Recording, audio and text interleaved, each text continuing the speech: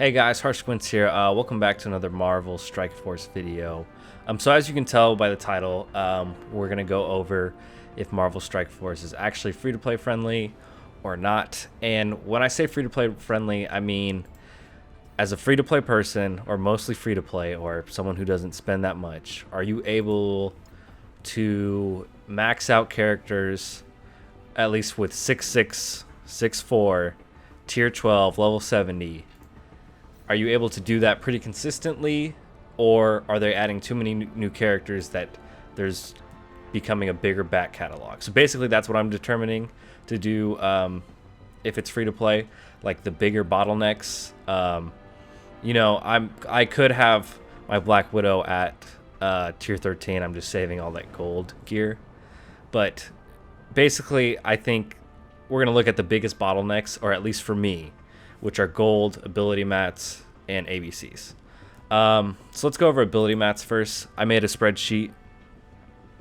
So I believe the total launch characters were, I believe there were 62 characters. There's a few characters I'm questioning. I couldn't find like a concrete answer on which ones were for sure. Like I'm questioning if Black Panther was originally a launch character, a global launch character or not, compared to our total characters now.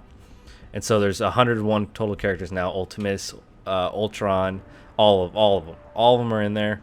And so what I did is I just did a little calculation. I've been playing for 400 something days, and basically I just took this 101 minus 62 and divide that by the days. So that gives us about a new character about every 11 days. So I don't know, for you guys, I was able to let's go back to Marvel Strike Force.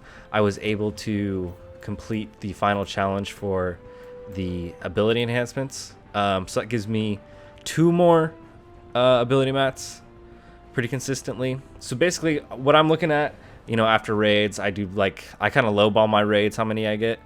But basically I get about 98 ability mats per day. And that's just if you take, I just took the 3 times the ability enhancement challenge, and then did my average raids, and I divided by that by 7. That gives me 98. A total ability mats needed for one hero is equal to 720. So it looks like, at least for me, I'm doing pretty well off with these purple ability mats. I actually have all my characters with blue ability mats. Any new character comes out, I have enough to bring them up. So yeah, I'm good with ability mats. And you buy them in stores. There's those little ones in the Block Party Challenge, but I just took straight up what is pretty consistent. So it does look like the ability mats are free to play. Now I didn't do the orange ability mats, the tier 4 ones, just because that's not, I don't know, that's not like for most characters. Those are kind of like special things that you get not every once in a while, but every 2 weeks, and you put those on whoever, and you prioritize that better. So I'm not considering that not free to play friendly, but at least the tier 3 ability mats are. So let's go next to the ABC mats. So what I did is I just took 4 characters. I just looked them up on msf.gg, and I counted. I just went through their tier list, counted, and we can see if we scroll over. I just took Black Panther, Rocket Raccoon, Minerva, and Star-Lord. I just did them randomly. And I took them. And if you can see, Black Panther actually is really low ball. It might be a higher number for ability mats. Or not ability mats, for ABCs, the Advanced Basic Catalyst. And so that put me at about 342. And so my average Advanced Basic Catalyst per week is about 84. And then after you do node clears, which are the nodes where you actually can farm advanced basic catalysts, that puts me about 18 per day. So if we go over here and look, 11 times 18 equals 206, which is about 100 something shorter than the average. And I might get a different character than Black Panther just because he seems like really low ball compared to the other characters I was looking at. But so the ABCs aren't so much free to play, but this does not include the Catalyst Challenge. I also determined, I did basically what you can definitely get, so I didn't take the war wins, I take 3 war losses, which is 30 ABCs. So that number is increased, but it's not quite what I think is enough to get per character. And that's like, so that's about 206. So that's not free to play friendly for across the board. And we're going to go into like, hey, I don't want to level up these minions. I'm not worried about them, or like these characters I'm putting on the back burner, and I built another little thing that will help us. But basically, for what's been launched, from what's been global launch, we are not making enough ABCs per day. And I really don't buy them that much. I buy them if I'm really, really close, but I typically try and farm them or farm other things. But at least for me, ABCs aren't free to play friendly. And you can take that with what you want, but let's move on to gold. So total gold, I just took my total days playing, total gold spent, total gold that I have. If you don't know where that is, you can just find this 2.33, go to your achievements, total days playing, 446, and then total spent. So that's what I did that's how I found that average. I didn't count or anything.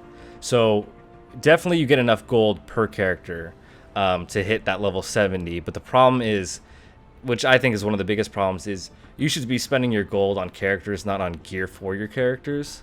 So that kind of, I think that's where the issue is with gold. But you definitely get enough to take one character up to level 70 in that time frame. So if we look here, yeah, I think the gold from 1 to 70 is 3,635,000. And so you almost, you do double.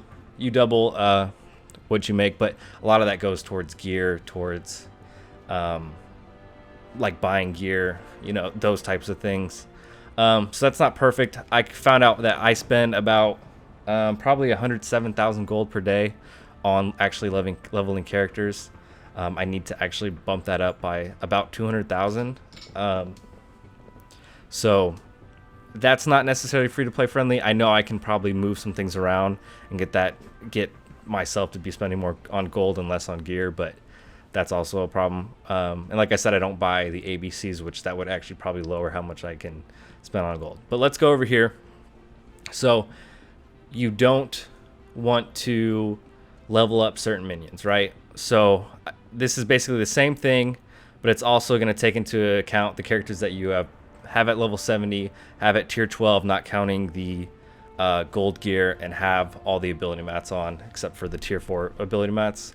So let's say I have a little minion sheet. So let's say I don't want to do Hydra down, so these guys down. So I'm just going to take this, bring it over here, paste this.